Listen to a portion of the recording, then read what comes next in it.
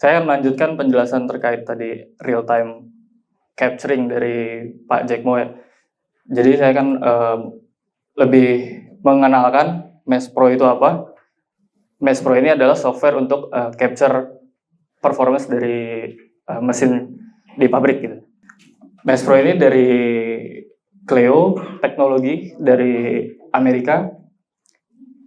Saat ini presence-nya udah ada di US, China, dan ASEAN. Kita punya 2 development center, ada di San Jose di USA dan Nanjing di China. Untuk support center ada 3 di US, Nanjing, dan Malaysia. Secara pengguna juga sudah ada beberapa. Untuk di Asia ada Flex, Mattel, KJCF, dan Promoy. Mesh Pro di sini ACS sebagai untuk sales dari Mesh Pro. Ya mungkin saya mau recall tadi dari Pak Jack Mo ya. Kita pernah ngerasain nggak kalau kapasitas kita cukup atau masih bisa dikembangin atau tidak terlihat gitu. Kita ngawang terkait dengan kemampuan mesin kita. Dari performance-nya, availability, downtime, quality, tapi kita nggak punya visibility-nya untuk itu. Kita perlu visibility, perlu ukur seberapa efektif mesin kita, seberapa sering, dan common downtime-nya apa aja gitu. Yang tadi sempat disinggung juga oleh Pak Jack, itu terkait machine connectivity. Secara konsep sebetulnya database ini bisa disambungkan kepada mesin yang udah Ethernet ready atau yang legacy. Hanya untuk yang legacy perlu tambahan I/O contact. Secara konsep, jadi dia dari mesin langsung connect ke OPC, bisa langsung ke database, atau untuk mesin yang legacy ditambahin I/O contact dan akhirnya bisa connect ke database dari software Mesh Pro. Kenapa sih kita butuh Mesh Pro? Kira-kira ada beberapa keunggulan yang bisa didapatkan ketika kita menggunakan Mesh Pro. Dari nge-boost produktivitas, bisa juga untuk decision making dari data driven tadi yang sebelumnya juga sempat disinggung sama Pak Jack. Planning, maintenance juga bisa direncanakan secara preventif, secara quality juga bisa diukur, dan bisa tetap komprehensif gitu, kompetitif. Gimana kita si Mesh Pro ini bisa nge-optimize dari workflow kita untuk lebih efisien dari mesinnya. Production planning, scheduling bisa lebih lebih komprehensif, terus juga real time monitoring, dan akhirnya juga kita bisa nge-ensure capacity yang diproduksi oleh mesin itu juga baik dan maksimal. Manufacturing execution system ini bisa dipakai baik dari pabrik kecil atau bahkan yang udah gede sekalipun gitu, untuk nge-capture efisiensi, presisi, dan real-time control dari operasi mesin kita.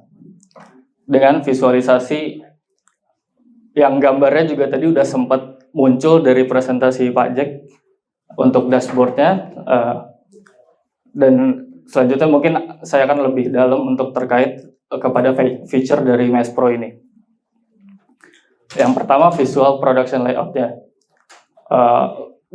Visualisasi dari layout mesin di pabrik itu bisa di customize sesuai dengan layout yang ada di tempat Bapak Ibu sekalian gitu. Dan undo notification-nya juga bisa di customize sesuai dengan kebutuhan. Selanjutnya insight ini juga bisa nge-capture yang mungkin tadi udah sempet kalau recall dari yang disampaikan Pak Jack sebelumnya terkait availability, performance, quality, itu bisa tercapture semua dari setiap mesinnya.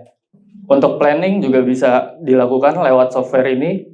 tinggal import planning Bapak Ibu sekalian, mau per shift, per hari, per minggu, atau bahkan per bulan gitu.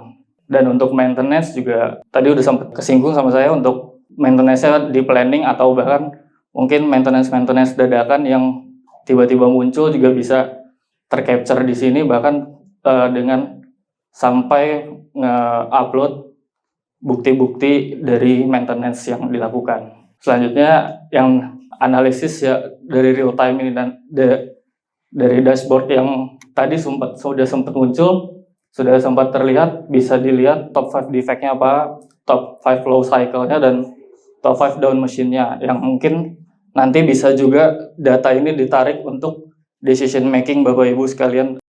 Ini hardware requirement apabila Bapak Ibu akan install Mesh Pro. Yang dibutuhin server ada 3, database server, application server, dan report server.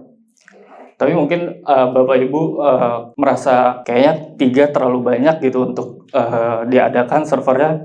Kita bisa bantu untuk partisi satu server jadi bisa ngejalanin untuk 3 kebutuhan ini. Kira-kira itu dari kebutuhan hardware. Dan yang terakhir, cost structure yang mungkin perlu akan Bapak Ibu pertimbangkan gitu. Ini ada beberapa list yang bisa disupport lewat software ini. Mungkin secara analogi, kalau kita pakai analogi pizza gitu ya, gampangnya ada beberapa item terkait resource, base system, dan implementasi, training, dan lain-lain. Yang mandatory itu adalah rotinya gitu ya kalau di pizza. Sisanya itu adalah topping-topping pilihan yang apabila dibutuhkan oleh Bapak Ibu itu bisa ditambahkan. Kalau misalnya tidak dibutuhkan, tidak dipakai juga tidak ada masalah.